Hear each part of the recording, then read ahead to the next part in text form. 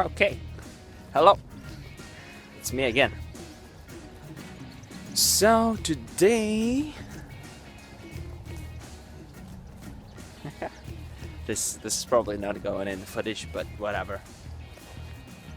I found out with these that at the beginning of a video, I need some time to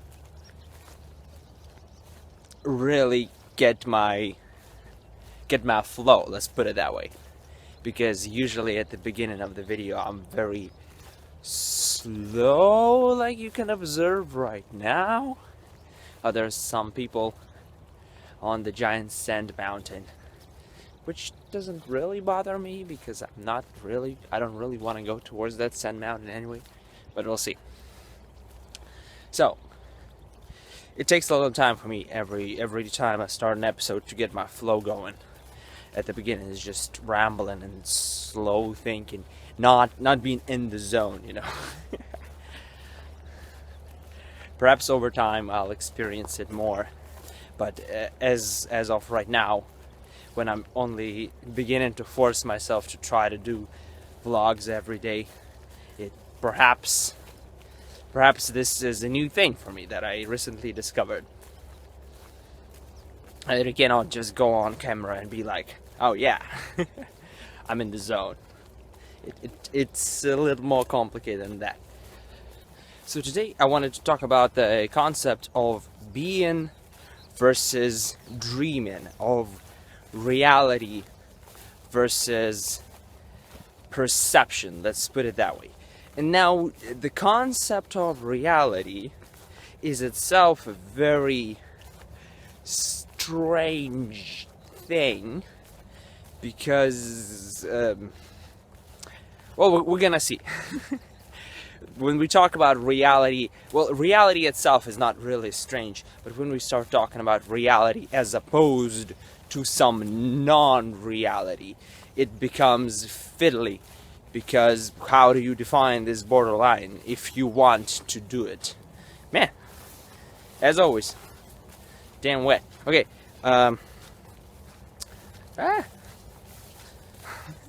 So my thought here of dreaming versus being was that for me, it has oftentimes been a struggle when I observe something and some, like, say, person that I admire being something, performing something, like, say, I don't know, whatever, YouTube videos, and then I go ahead and I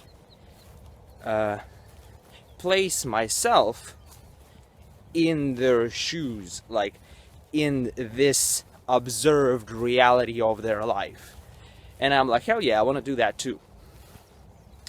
But when I think back, when I consider not only them performing this action that they are performing, let's say, but also the rest of the thing that is going on, like when I zoom out of the frame, I break the fourth wall, or whatever wall you want to break, and I observe their real existence, not just their existence as I see it. Let me show you something. That's beautiful. I hope you can see. They're like little pink flowers. Let's see if there's no water there. I'll show you. And they are just gorgeous. Check them out. And the yellow ones as well. And this entire little forest here, it's very cool. So, when I get the full picture of everything that person is doing, not just what I see them doing, I no longer want to be that. And this is a very interesting little thing. You can take almost everything you might like and especially for me that's like a big problem because I like a lot of things.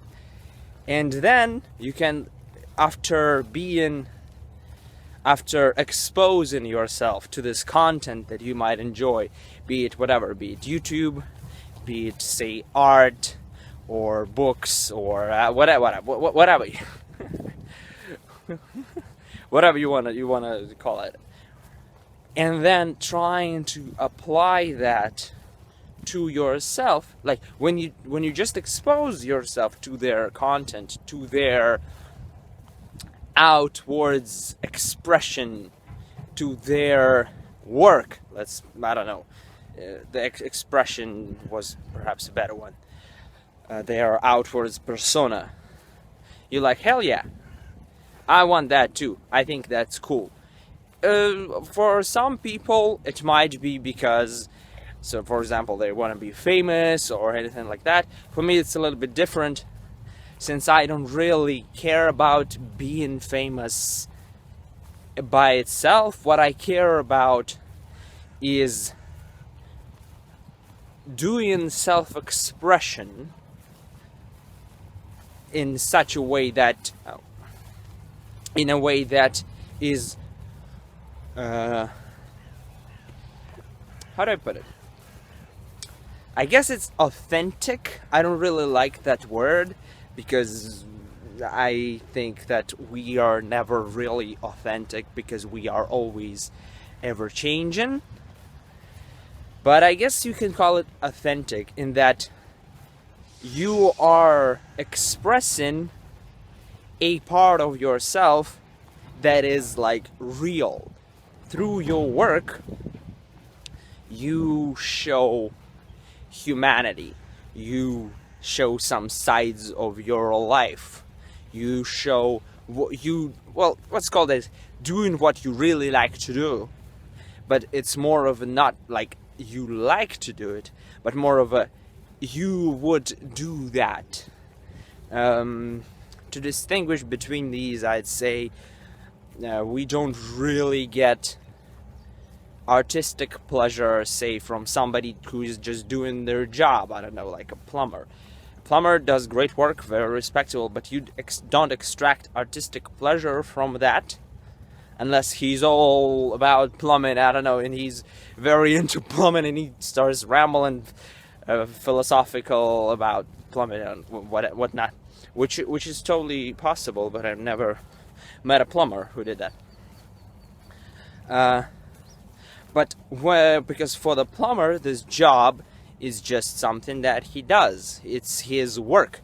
It is not an expression of who he is. It's just his job, whatever. So what I was saying is, when I see a person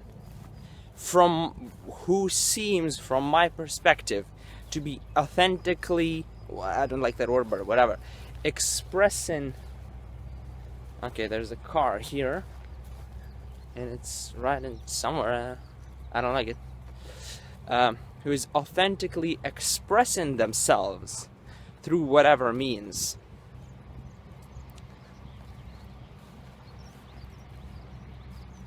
Oh, look at that. I returned to where I started. Whatever. When I see a person who's authentically expressing themselves through their piece of media that they are producing, I like that. I want to do that. I get inspired. Think of children when they watch a movie that they really like. They go ahead and start playing as characters. Like, for example, say I'm a little kid and I watched Back to the Future. I would immediately go and try to construct a time machine and fly everywhere on it and be like, yeah, hell yeah, back to the future, fix the timeline or whatever. The same thing happens with the media I consume. When I see something I really enjoy, it inspires me to action. And now that I think about it, it reminds me of Riot Games, the developer of League of Legends. I think it was an interview with somebody, I'm not sure, about how they approach not champion spotlights, but in general a champion design and lore. And I think they said that when they make a champion and create their visuals and their story, it's very important, like it is one of the main goals, to through that make a person inspired to play that champion. And now here in this little piece of like interview and in this idea lies the contradiction. When you make a champion for a League of Legends, for those of you who don't know, League of Legends, it's like Dota. It's Defense of the Ancients. It's a MOBA game where you just play a character and you try to kill other characters and win the game. It's a match 5v5, but that doesn't matter. Not important here. What's important is that when you make a design for a champion and when you create their personal story, the actual gameplay doesn't reflect that. Their champion's abilities might reference something in their lore, but what you actually perform, what you actually do in the game with the champion is very different. There is no story to that. There is only you playing against other players to win the game. It's a very competitive type of thing.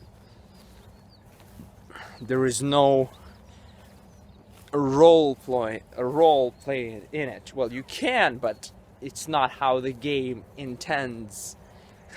is intended to be played, not how the most of players play it actually. Like I say, 99% of people. So when we talk about this distinction between being inspired by something and wanting to do it and actually doing it, we need to keep in mind this difference, that what is advertised through the media we consume is very different from what the production of this media actually looks like. Do you get what I'm going at? By the way, I remembered what the second point I wanted to talk about today, connected to the first one. So let me give you another example. Well, I already started with the YouTubes. Say I enjoy consuming some creator and I really like their style of videos. Since I am not a YouTuber, well, yet at least, I guess I'm technically a YouTuber now. So since I'm not a YouTuber yet, I watch his content and I get inspired as a child who just watched a cool cartoon, and I want to parody him. I have my own ideas what I would do if I had this style of content. But then I actually say, if I was a child, I would just play around with it and not forget it on the next day. But being not necessarily like adult, but being wanting more than just to play with this idea and actually wanting to do it, now that sets a bunch of problems. Because when I think about doing something like that, well, there's a very different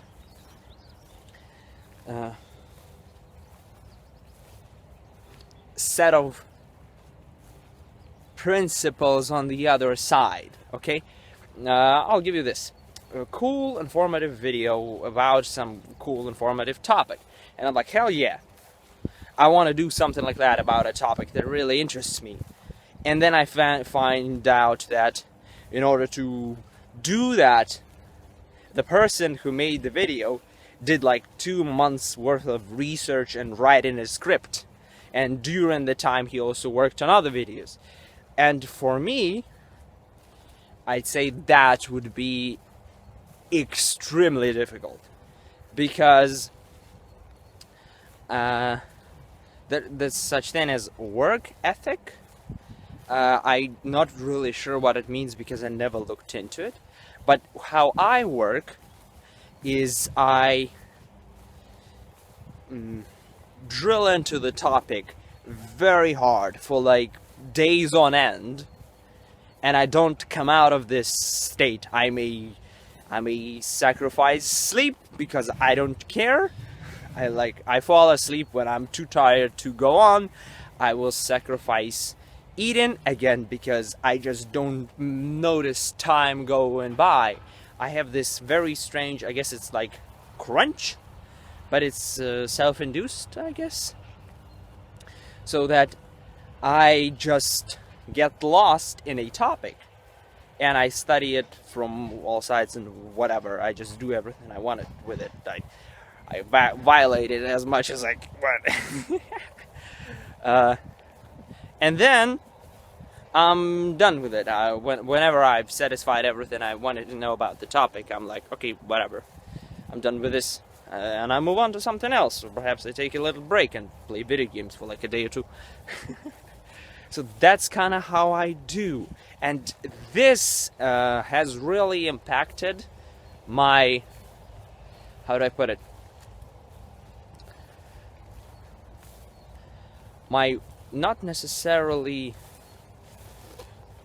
style of work, but the type of content I produce, because I get to, like, within this crunchy period, I can learn a lot about the topic, but the things I learned are oftentimes incomplete. I don't get the complete picture. I just find out enough to satisfy my understanding of it. Don't get me wrong in a sense that I try to confirm what I already know or confirm my bias or whatever. No. What I mean is I do enough research to thoroughly understand the topic, but I don't completely understand it.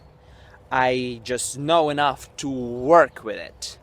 It's like in medicine, there are, well, I had a friend in medicine, at least in Russia, there's like 3 levels of, I guess you can say, no, 3 levels of medical professionals. There is one, it's what's known as medical assistant, I guess you can say in English. I don't know what your medical levels are.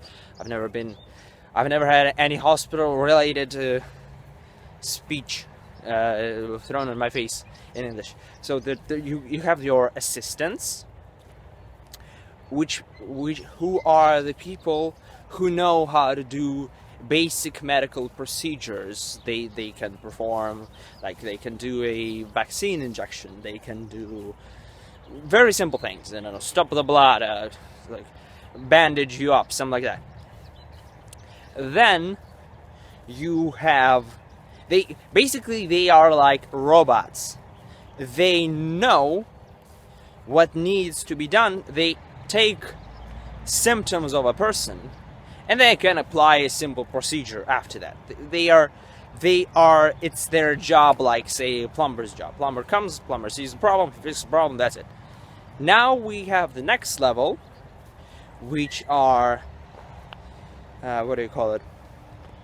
Felcher, I don't know what's it like in English, but basically these are the kind of people who can reason a little bit deeper. They can see the combination of sicknesses, and they understand how sicknesses work. Let's put it that way. So when they see you and you talk to them, they can understand something deeper than an assistant can. They, like an assistant may see some symptoms and be like, yeah, okay, I know what to do here. Whereas this next level people, they can see and say, hey, all these symptoms are actually connected to this different thing, and now I know what to do. And they'll give you a medicine, whatever. They just know what medicine is for the specific sickness. And the next level are actual doctors. These are the people who not only understand the sicknesses and how the body works inside, but they also understand the medicine. They understand the entire theory. Why did I start rambling all about that? Hey, I was talking... Hold on a second. I was talking about performativism, about performing, not performativism, about performing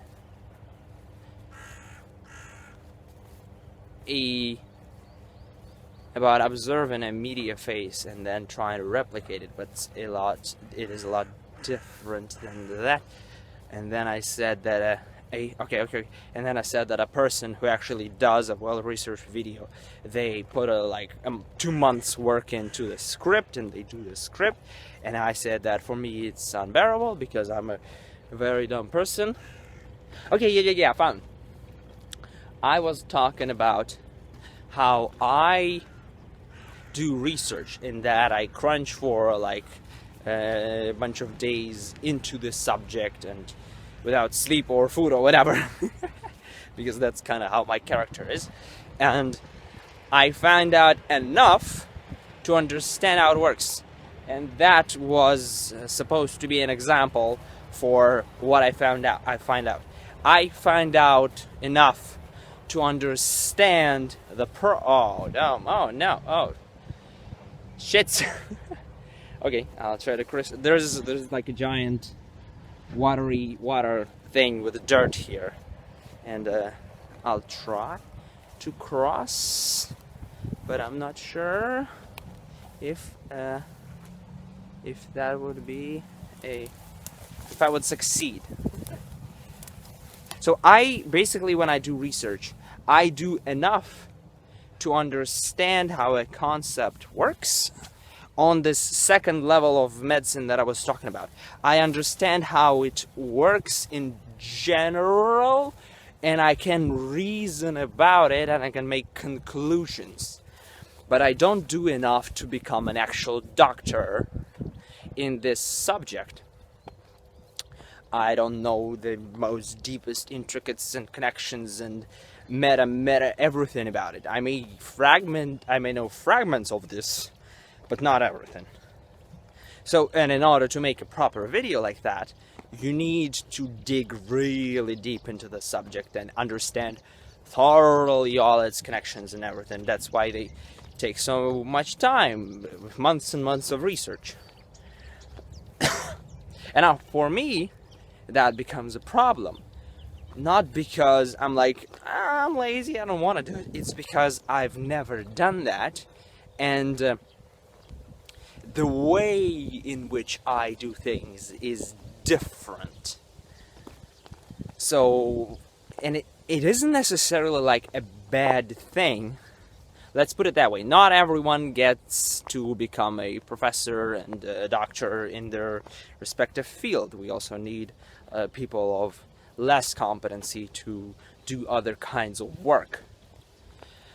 But if I want to do this style of video that I, for example, so thoroughly enjoy, I would have to do this new thing. I would have to rework how I approach research, and I would have to deliberately do something about it. Thus, my point is that simply enjoying and liking a type of content does not necessarily give you, like, if you liked something and you're like, hell yeah, you are not necessarily out of the box immediately able to produce that kind of thing. Like, take everything, like, take just that you can, it is theoretically possible to do this kind of content that you enjoy, but the way in which it is done would require you to basically change a lot of things in how you exist, in how you go about your day, and that is problematic because that is not as simple. That was my point about this dreaming concept, dreaming of being something and actually being something.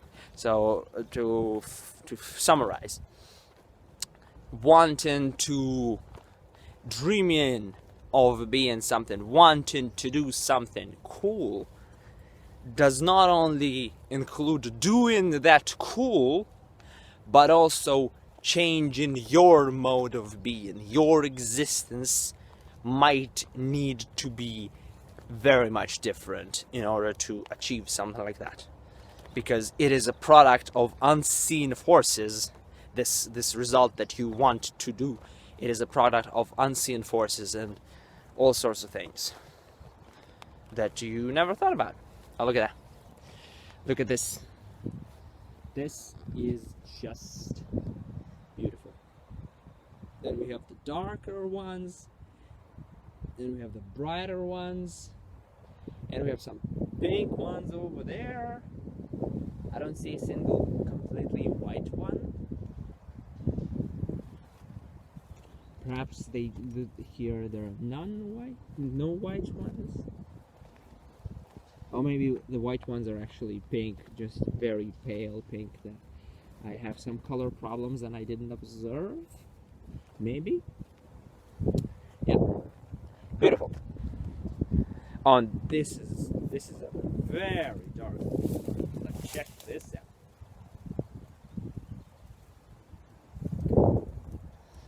Man, nature is really beautiful.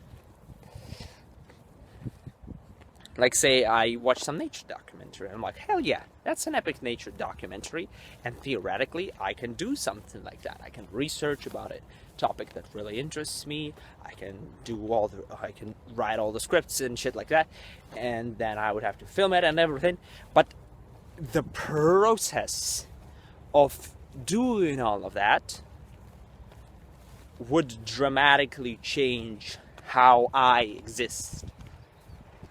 It would require me to just do a complete 180 in terms of my mode of everyday being. I cannot continue as I am today and just add this thing, because this thing would change other things around it dramatically. Like, for example, this vlog doesn't really change anything. I go out, I talk, I record, I edit it and upload it, that's it. Like, nothing in my day necessarily changed. I go for walks anyway, I think out loud anyhow. Like, this here doesn't change anything. And other things that they might. And I had to wrestle, and I am wrestling with it for however long. Wrestling to this idea because it bothers me. But whatever, I guess that's reality. This is reality. So this is thought number one. Now the thing number two that I also wanted to talk about is bilingual content. And this is a thing that is also troubling for me. It worries me. I am Russian, and some content that I would want to do is Russian, not necessarily, how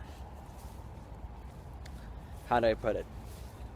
It is not necessarily Russian, but I would want it to be Russian because, well, some of it is necessarily because it's a problem. Like, for example, I have this idea that I started working on of we lack a lot of in Russian language because we don't have all these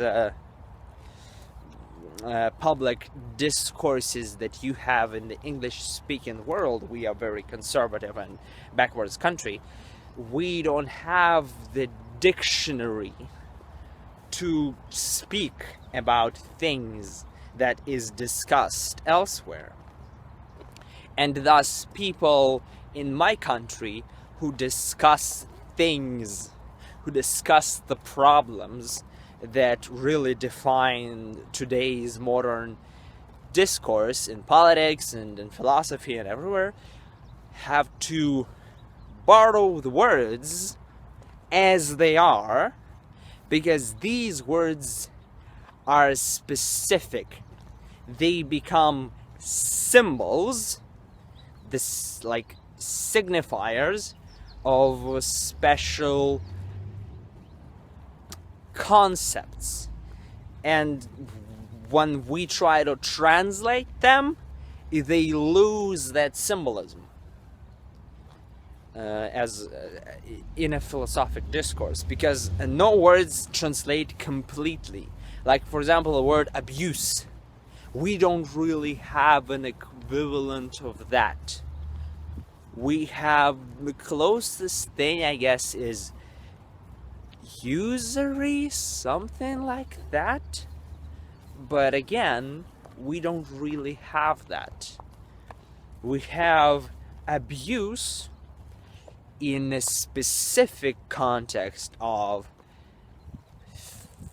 violence and physical violence, not passive but active violence. We have a word like that, but we don't necessarily have a word that would stand for and be applicable in all of the places where abuse is applicable.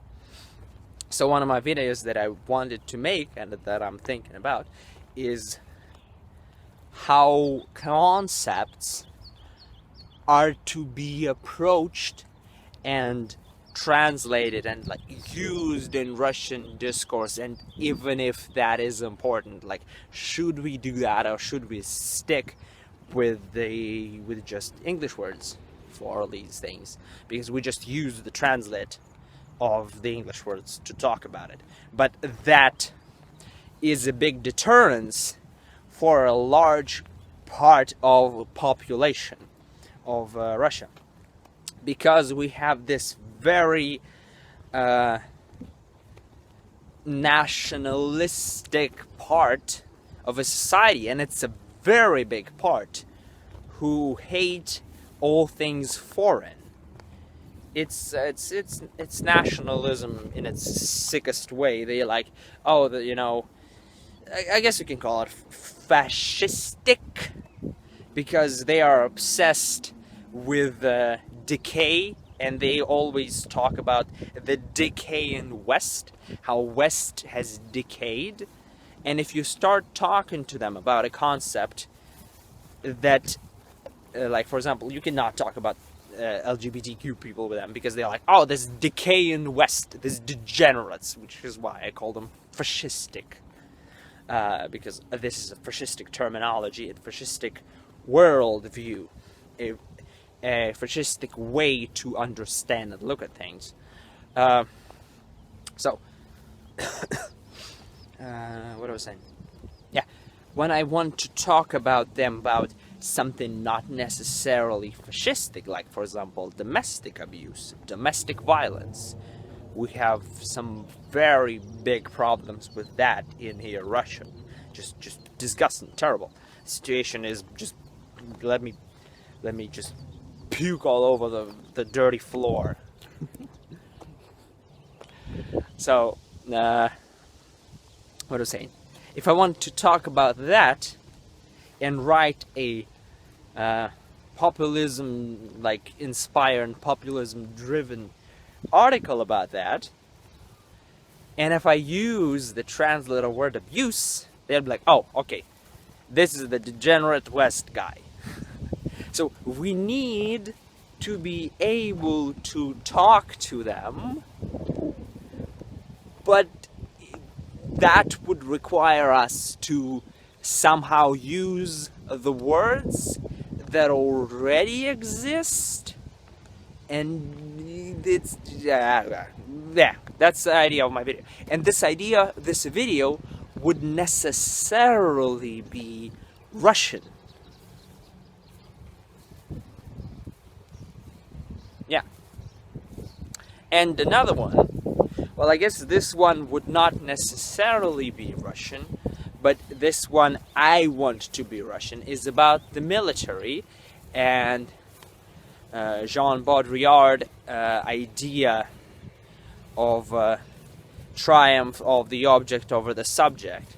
Because when I served in Russian military, I experienced that firsthand, and I have some very interesting observations that I want to talk about in there. And why I want it to be Russian is because I want to use Russian media in it. I want to use a Russian song. I want to use some other Russian media in it that would necessarily make the video only for the Russian-speaking community who can understand what's happening here. I mean, I can make it in English and just translate, but I want to make this video Russian because it would be talking about a problem specific to my country, and it would address the issues that are present here, and would work as a sort of a guide of understanding and perhaps changing the world, and specifically here. Thus my audience, the people who I would want to work on all of this, and the people who I would want to observe, are Russians. So I want to make it in Russian. So it's the thing number 2. But then come the concepts that perhaps I want to make in English. Like, for example, I think I already talked about that I am currently writing a script for Samurai Jack, about Samurai Jack and season 5 and specifically. And I'm not sure if I would want or even be able to make that video in Russian. I watched Samurai Jack in English, and although in season 5 the dialogue really backs off and allows for some brilliant visual storytelling, still, I mean, the concepts, like I already talked about, I would have to reinvent a whole bunch of concepts and introduce them to a Russian language, or I would have to use English substitute words, this transliteration of English language into Russian language, and that would make the video lose a lot of power that I'm trying to put into it, which is, again, annoying. So I was thinking about how would I want to approach that as a bilingual individual, and not just simply bilingual, but making content for different audiences. Like, how do you do that? Do you make one channel and upload everything there? Maybe. Or do you make two, but then you are splitting your audience, and that can have a negative impact? So this is a big problem for me ever since I started thinking of doing YouTube, because originally I did English speaking content, like my old videos, my Let's Plays. Well, there are 2 Let's Plays, unfinished, by the way. I actually want to finish at least Black Desert. I really like that map, Minecraft. I want to finish it someday. Maybe start from scratch and finish it. So, and it actually, the episodes of there, I really enjoy it. It's very fun. And by the way, I don't remember any of it, so playing again would be like a completely new experience. I only remember the first dungeon. So, my original content was in English, but I also want to do Russian content for 2 very specific reasons. First of all, there is a lot of English-speaking YouTubers who address the problems that I want to talk about. Not so much Russian-speaking YouTubers. Like, most Russian YouTube is kind of like this, where it is just vlogs and they just like spit out whatever the thoughts they have, which is fine, but it's different kind of content. It's not necessarily educational. It doesn't look deep into every aspect of a subject. It's just like, hey, that's what I think about all this here. I have them. I read one little article somewhere, and then another different article that contradicts this article, and I think that the article that either the first one or the second one roll the dice here, I think that's correct, and the other one is not. That's kind of like it goes. They just express what they already know, without introducing their audiences to the controversy of a specific topic. So yeah, that's one of the reasons I want to make Russian content, because I think that Russian YouTube could clearly need some of that type of content, like say philosophy tube, that kind of thing. We don't really have anything like that in Russia. We have some, but it's not even close. And I want to become that thing for a Russian YouTube, because I think we desperately need that. And a second thing is also related to this same idea, is that a lot of Russians don't speak English, like, at all. They studied in school and they know how to say, this is the cat, this is dog, and that's it. My name is Lyonya. That's the best most people can do. Maybe they can say hello and goodbye. And they know the swear words, of course. But a lot of people don't speak English. And when I want to, like, I have some friends and relatives that I want to share different content with, and I send them links, but only people who actually speak English I can send a link to a video and be like, hey, check this out. To people who don't, I have nothing. And the videos are not just, like, their value is not purely educational. Their value, it changes understanding of the world. Like, I'll give you this. There's a great YouTuber called Herman Trees who does... He mostly works in two directions, which is domestic abuse and like how it works, what to do about it, and just like abuse in general, abusive relationships, abusive parents, all sorts of things, and abusive people, just like in the work, everywhere. And the second is religion. So I know a bunch of people who would really benefit from something like that if that existed in Russian.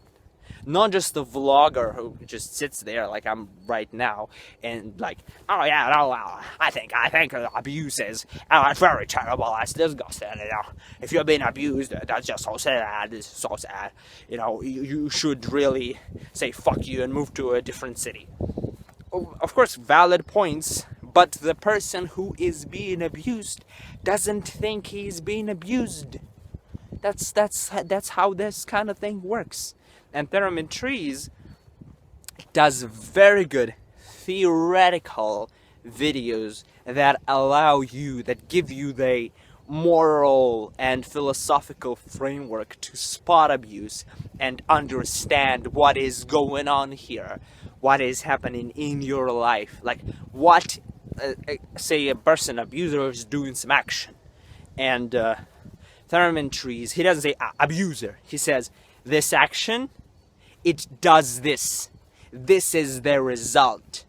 And you can look at an action in your life that is similar and then be like, hey, yeah, I never thought about it in this specific way. And notice the results. Notice what abuse constitute. Not just that, hey, I'm being abused here. Like, if you know that, great for you. You already passed the point of you already passed this barrier of noticing that you are in an abusive relationship, and you have to do the steps that are further, that are beyond that. But a lot of people are stuck in this. They are being abused and they don't even know about it, which is especially in Russia. As I talked, we have this very patriarchal, we have this very conservative way of life. Most of people, like the society is built on toxic masculinity. It's like, it's everywhere. And it's not treated as such. It is not understood as such. And that's why a lot of people are really struggling. And toxic masculinity and oppressed femininity is just like, you know, it's like imagine, I don't know, you make some food and you pour salt into it. And the cap pops off and all the salt goes into it. If you try to eat that food, it's every fucking where, okay? It's disgusting. You cannot eat it. But people, like, that's how our society is. It's that salty. Get the pun? No pun intended. A pun intended. Okay. No, actually, it was not intended from the get-go. But then I noticed it and I just ran with it. So yeah, that is the second reason why I want to address my viewers in Russian, so that I can send my videos to the people I care about and help them out with shit. Because yeah, we can argue about things, but a video plays by their terms. I can send it to them, they can watch it, maybe in a month they can re-watch it, and when they start noticing things. Whereas an argument is just you argue and that's it. You forget about things that were in an argument and like that's it. It's like why Socrates expressed drastically different opinions, because he never wrote nothing down. You Socrates, piece of shit. Actually, like Socrates is one of my most respected philosophical philosophers of all time, but at the same time, you piece of shit, write things fucking down so that other people cannot talk over you. Christian censorship would still talk over him regardless, but at least it would be closer to the truth. Okay, whatever. Nah. I guess that's everything I wanted to talk about today. It's the dreaming versus being, which I guess I didn't really use these words in the discussion, and Russian versus English content and how I want to approach it. I still don't know, like with dreaming versus being, at least I know what I have to do. I just have to decide if I want to put in the work, put in the effort, and change my life accordingly to make specific types of content. Whereas with Russian versus English, I'm not really sure yet. I might just go with like both. I don't know, like dub a Russian voice over my English speaking videos or vice versa. I don't know. We'll see how that turns out. For now, I think that's it. Thank you all for watching. Leave a like, comment, subscribe, whatever. Smash that motherfucking like button. Ring that motherfucking bell or whatever, you know. On Tinder, you see that like button, you smash it so hard, you know. Okay, thank you for watching. I'll see you all next time. Bye bye.